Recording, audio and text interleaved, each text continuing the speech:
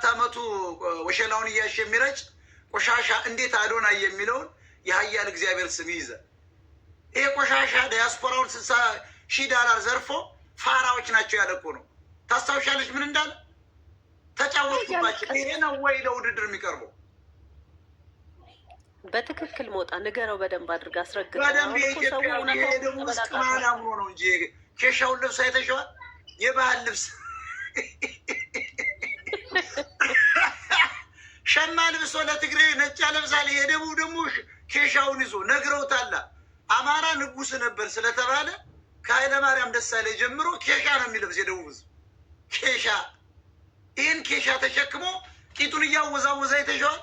አዶናይ ቂጡን እያወዛ ምንድን ነው አዶናይ ሲባል በ4 ዓመቱ ሴጋ መታለሁ ያለ ደንቆሮ መሀይም አጋሜ ምንድን ነው ሲባል ዲያስፖራውን ራበይ ብሎ ተቀብሎ ከበላ በኋላ ከማመስገን ይልቅ ፋራ ነው ያለኮ።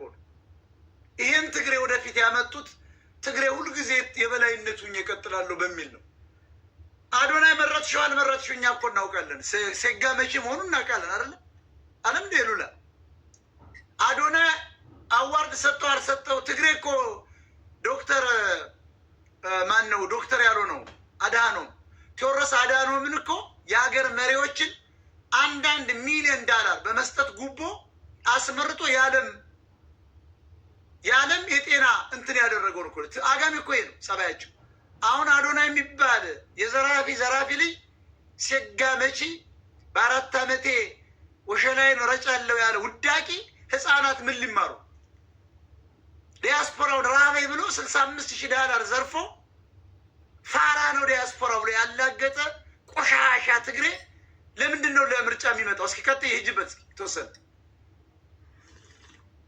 ትክክል ነው። መሀይም የኢትዮጵያ ህዝብ አሁን ይድናል ወይ?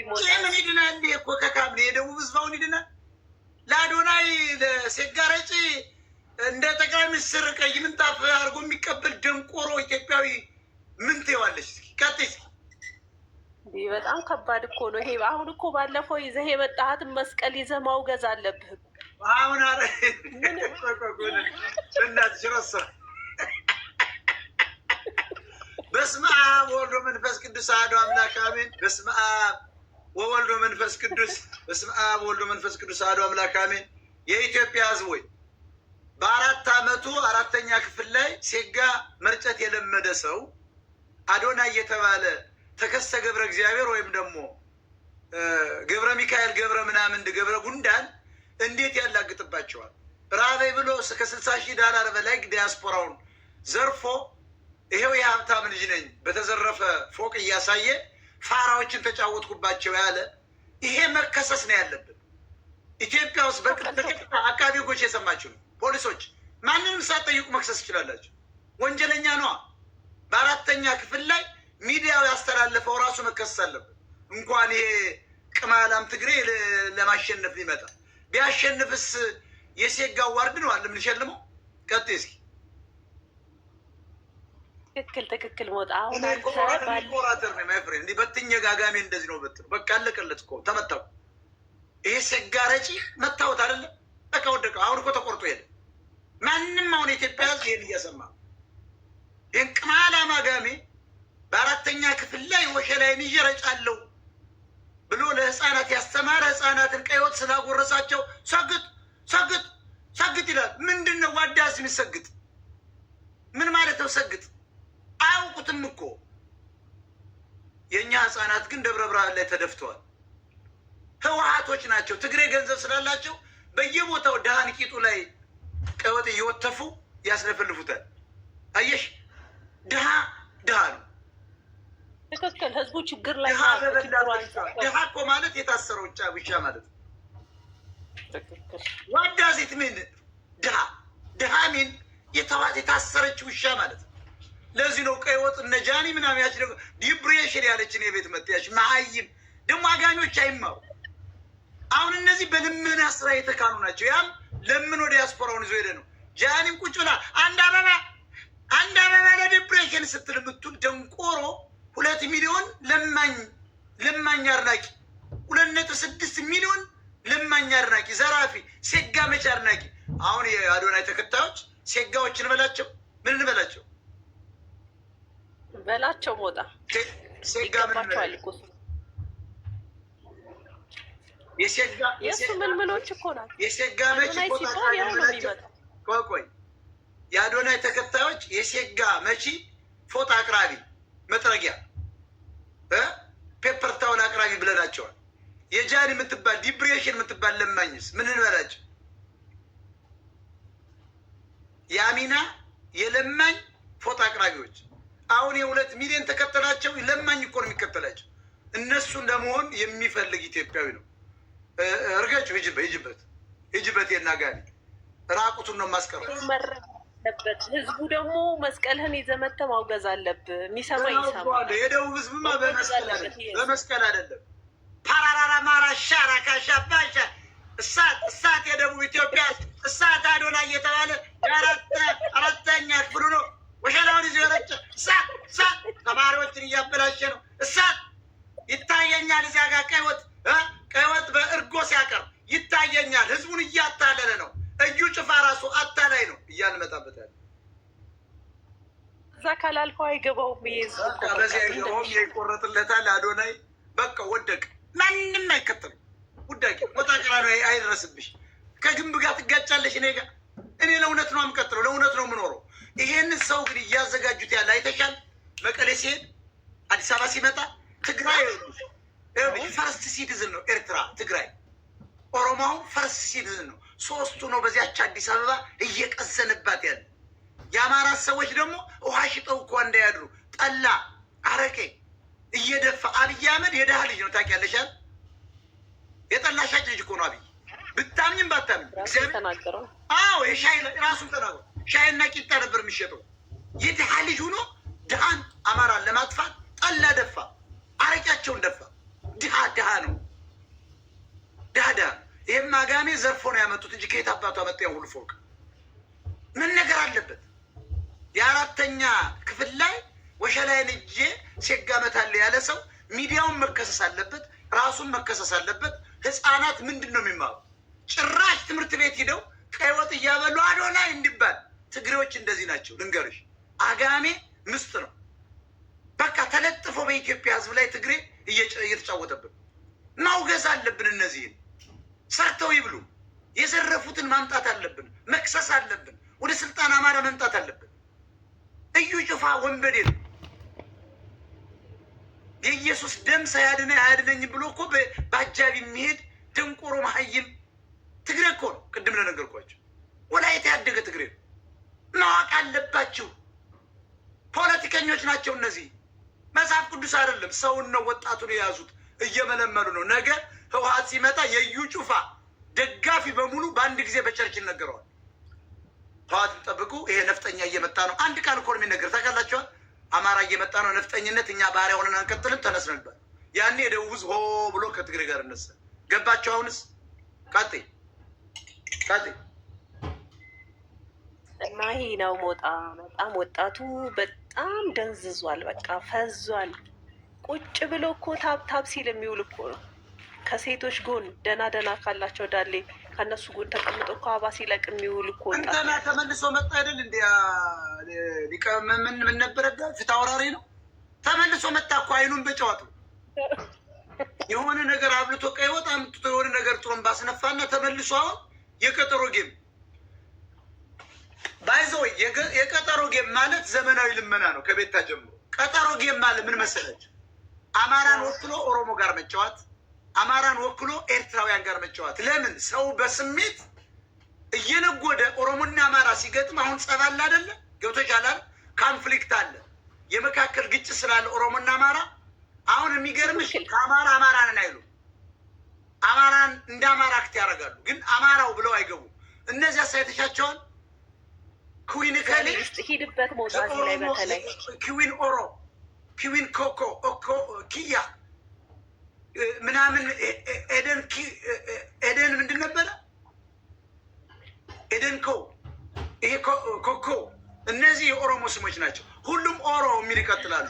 የኦሮሞ ልጆች ኦሮይን የሚቀጥላሉ። የኤርትራ ኤርትራ የሚል ይቀጥላሉ። አየሽ የአማራውስ አማራ አይደሉም። በአማራ ውስጥ የተደበቁ ሌቦች ናቸው። እንደ ቤት ያሉ እነዚህ ዘመናዊ ለማኞች ናቸው። አይሽ ከዚያ በኋላ ኤርትራና እኛ ስንገት አማራ ይመጣና እንደ ችኳ ጎንደሬ ናት እርዳ እርዳ አንበሳ አንበሳ አንበሳ። ተመልከቱ። አሁን የቀጠሮ ጌም ማለት በህዝብ እየነገዱ ሆዳቸውን ለመሙላት የሚሰሩ ሴቶች ናቸው። እነዚህ ደግሞ ሰርተው መብላት የማይችሉ ትልልቅ መቀመጫቸውን እያሳዩ ወንዶችን ኦንላይን ገንዘብ የሚቀበሉ ናቸው። ቂጣቸውን ግን አንድ ሰው የሚያገኘው የለም። ታውቂያለሽ? አንድ ሰው ያገኘው በጠቅላላ የአይን ሻወር ብቻ ነው የሚወስድ። አሁን የሄለን ወርቅዬን ቂጥ ማንም ያገኘው አይን ሻወር ብቻ። ብቻ አሳያለሁ ዙር እያልኩ ለምን መሰለሽ? ተከታይ ጠመው ብዙ ወንደላጤ ተከታይ ስላለኝ ይጠመዋል። ትልቅ ቂጥ እንዳያምጥቼ ስቀጣ ዙር እና ደንሽ ብዬ አስደንስለታል። ተመልከች። አሁን ከሄለን ያን መሰለ ቂጥ ጀምሮ ማንም ያገኘው የለም። አንበሳ ይወርዳል። ከዚያ ልጆች የሚበሉት የለም። ብዙ ትዳር ተፋቷል። የሚገርማቸው አሁን ትናንትና ዮዳብ ምን ሲያሳይ አይተሸዋል? በጣም ነው የገረመኝ። ጉቺ የምትባል እንግዲህ ስንት ነው $48,000 ለሰው ሰጣለች። እንግዲህ አረብ ሀገር ነው የምትኖረው። እንዴት ያ ሁሉ ጊፍት ሰጠች? ሀው እዮዳብ ማታ አይተሸዋል ሲያሳይ? በጣም ነው የገረመኝን። እዮዳብ አንዳንድ ጊዜ ዝም ብሎ እንደፈለገው ምንትን ቢል የሚያመጣቸው ቁም ነገሮች አሉ። አሁን እኔ ላይ ምናምን ይለጥፋል ምናምን የወሬ ውሸት ዝም ብሎ ሚስቱ ፈቶ እንደዚህ ምናምን እንትን ተደፍሮ ምናምን፣ ይሄ ቅናት ነው። በእኔ መድረስ አይችልም። አሁን ይሄ ልጅ ግን የሚናገረው ነገር ትክክል ነገርም አለው። ማታ ቁጭ ብዬ እየሰማው ነበር ከውጭ። አንዴ እንደውም ኮሜንት አድርጌያለሁ ገብቼ።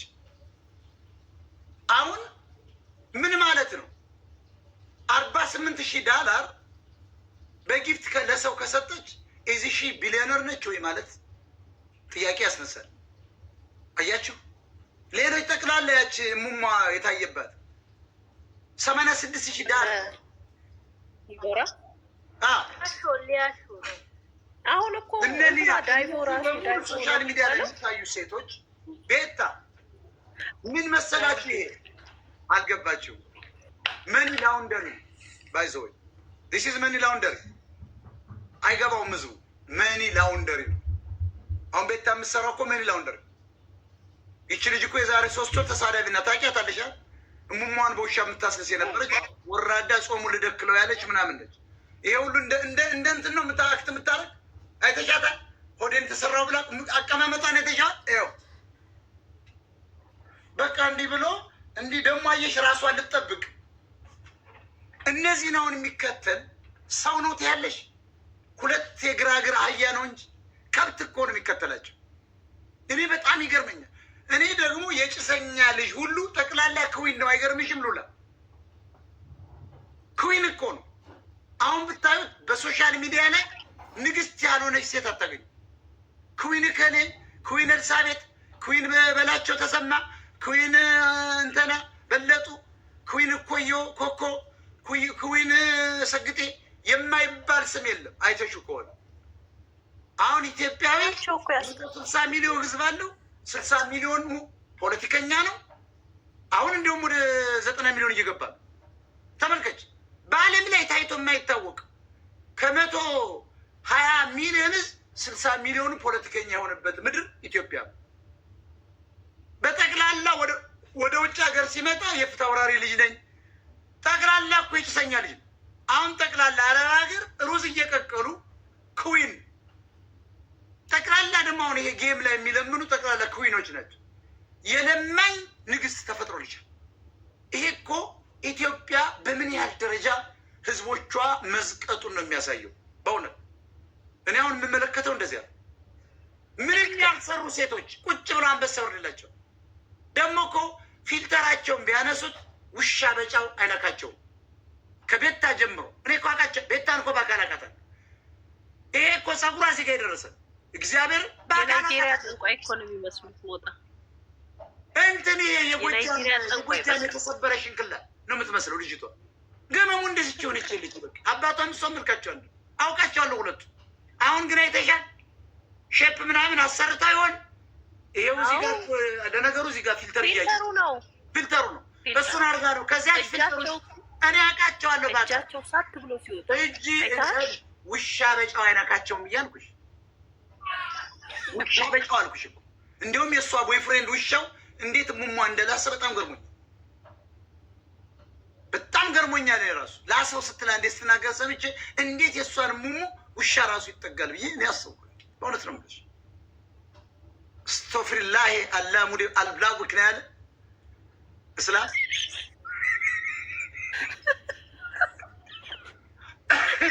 እና አዶናይ የሚባለው ጭንጋፍ አጋር የህዋት ስራ እየሰራ አማራ ሎተሪ ማዞር አዲስ አበባ ላይ አይፈቀድለትም። ይሄ ግን $60,000 በላይ ራሜ ብሎ $1 አሳይቶ ዲያስፖራውን ዘርፎ ከሄደ በኋላ ፋራዎች ናቸው ያላቸው። በ4ኛ ክፍል ላይ ሴጋ መምታት ጀመርኩ ያለ ህፃናትን ያውም ሚዲያዎች አልተጠየቁ። ተመልከቱ። ይሄ ሰው ነው እንግዲህ ህፃናት ጋር ሴጋ ሊያሳያቸው ነው ሄደ። የሴጋ ምት ህፃናቶች እንዲማሩ ነው። ሰግጥ ምንድን ነው ዝም ብለህ ሰግጥ እኮ ማለት ህዝቡ ዝም ብሎ ሰጥተው። አየሽ፣ ሰገጤ ማለት ፋራ ማለት ነው በእነሱ ቤት። ያ ማለት ደግሞ ጉራጌዎች ያመጡ ስም ነው። ምን አለበት እንደሞጣ አይነት ሁለት በትልቁ በኢትዮጵያ ውስጥ ትልቁ ተማረ የሚባለው አገር የሚመራው ንጉሱ የሚባለው አማራ ነው።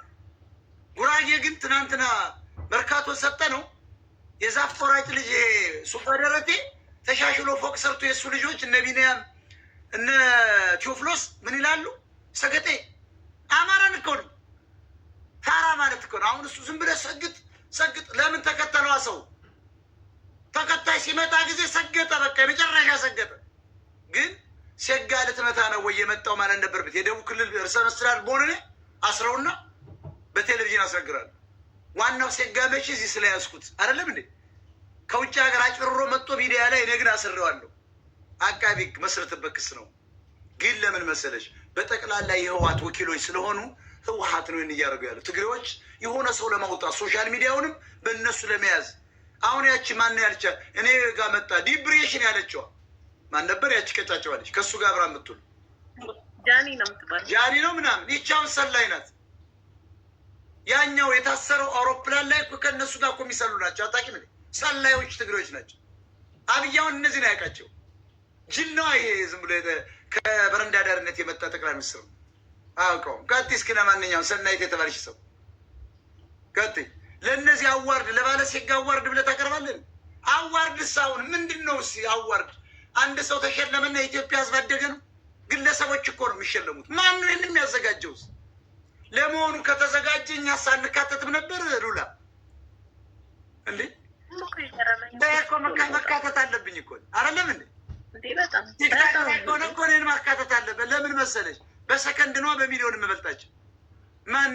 ማን ከኔ ጋር የሚወዳደራል እንዴ? ለመሆኑ ማንም እኮ የለም። ትግሬ ራሱ ካርድ ይዞ ነው የሚመርጠኝ።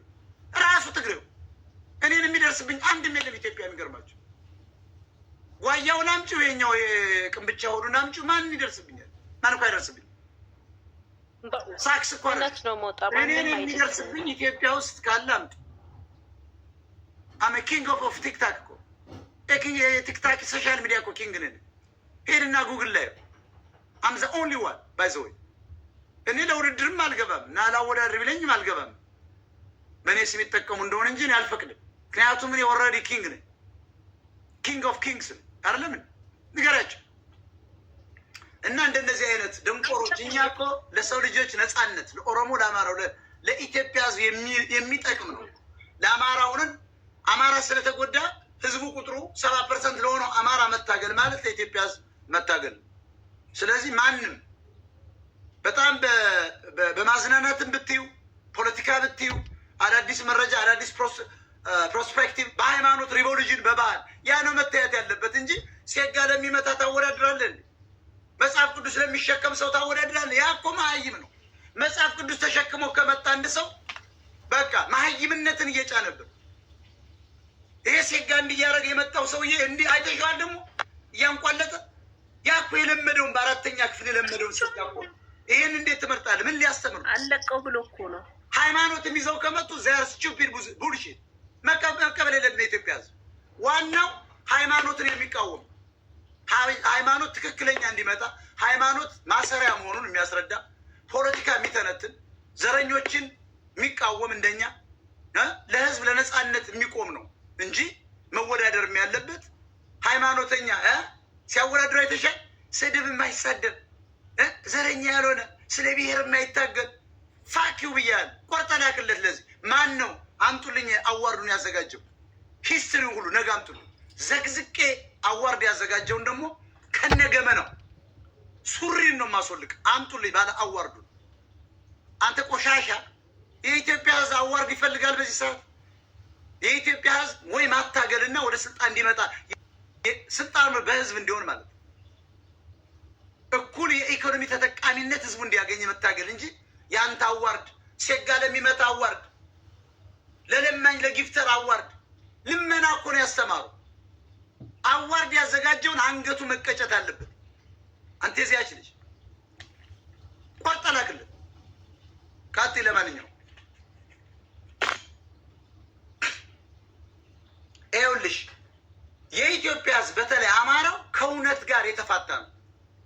ከእውነት ጋር ጡቱ አልተቆረጠም ሲል አባትየው መጥቶ አላየውም ሲል እኮ አስፈራሩት ነው አብይ አህመድ የሚል እኮ።